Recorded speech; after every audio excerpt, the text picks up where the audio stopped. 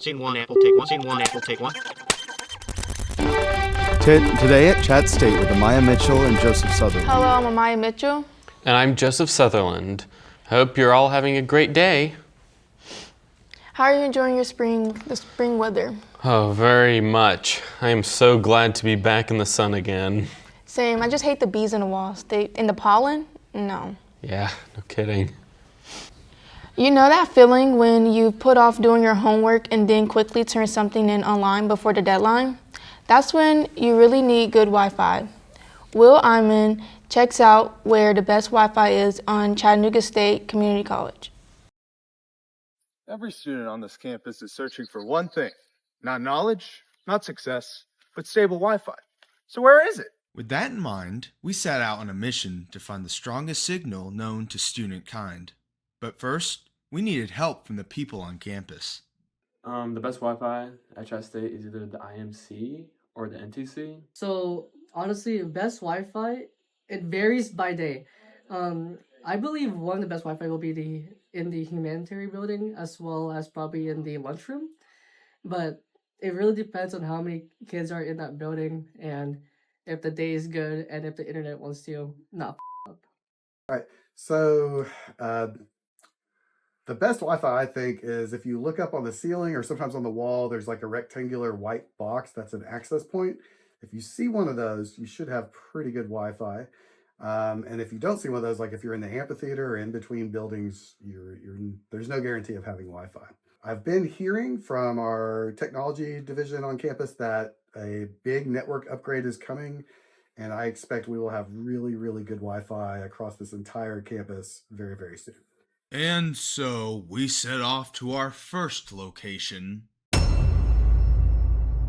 IMC or the NTC.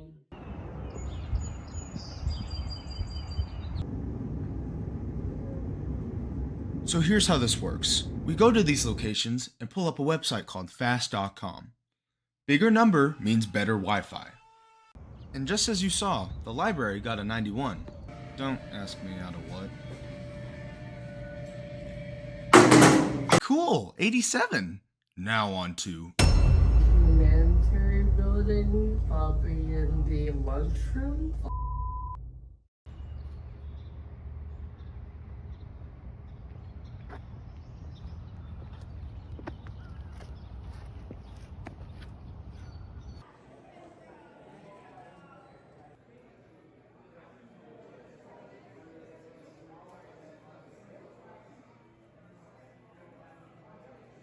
Yeesh, not that good. Almost like that guy was lying to us or something.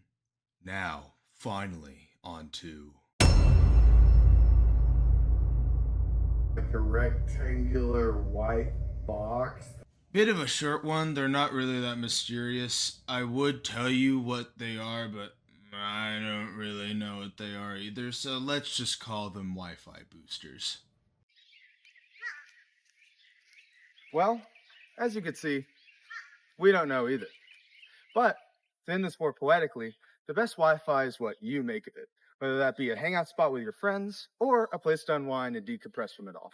Or, you just have a better data plan. It's probably the library. Thanks, Will. If I told you that there were strange things afoot up in Cleveland, Tennessee, such as a haunted mausoleum, would you believe it? Madison McNabb has more. The mausoleum in Cleveland is considered one of the most haunted pieces of architecture in the downtown area. Built after the death of Nina Craigmille in the 19th century behind an already standing church, it haunts many locals to this day. My name is Madison McNabb, and I will be your reporter for this evening. Today, we are stationed outside St. Luke's Episcopal Church to report on its history and potential hauntings. As you can see on the sign, this 19th century building, originally named St. Albans, was renovated after an accident involving 7-year-old Nina Craigmille, who was tragically hit by a train nearby. Her family funded these renovations, eventually changing the name from St. Albans to St. Luke's, and a Carrara marble temple was made in her memory. As you can see, areas around the entrance to the tomb seem to be stained red. Not only are they said to be Nina Craigmill's tears, but they are also said to darken and to go away and then reappear whenever a tragedy is about to occur. Another source of this paranormal investigation is that people report seeing a 7-year-old girl wandering around in 19th century clothing.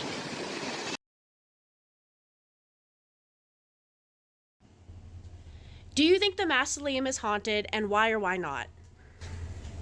I don't think it's haunted. I think it's been a long time gravesite there, and I can't imagine that anybody would, or how something could be haunted. Well, I think all that stuff is sensationalized by, people who maybe want to believe in that, and it's fine if that's what they want to believe. I've never really thought about it. I think I like scary movies. I like ghost stories. So if that was, in any way, had any credence to it whatsoever, I think it'd be a pretty sensational thing, and they'd get everybody talking about it, sure. This downtown Cleveland location is open to the public. That does seem scary. Yeah, I mean, you hear a lot about these ghost stories, like in books, and you start to really think about them once you actually hear like rumors like this in real life, Yeah, I'm not a big fan of scary stories. Well, that's it today at ChattState. Have a great day.